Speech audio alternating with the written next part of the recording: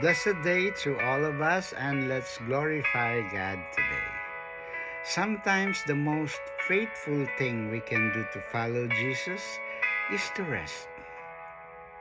There are seasons when we get so tired, stressed, and worn out, and yet we do everything we can on how to do things. We pray, we work hard, we knock on doors, we take all the necessary steps, and still nothing seems to move. And this is where our faith is being tested, not in action, but in waiting. Just like Jesus, he never rushed the will of the Father. He walked, he prayed, he paused, and he even rested. So if you have done your part and doors has not yet opened, it does not mean failure.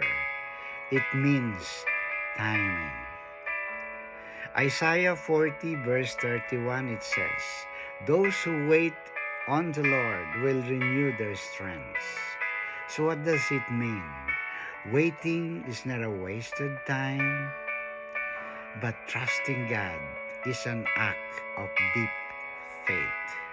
So if you are exhausted today, lay it down, rest your body, and let your heart be quiet, because God is still working while you are being still.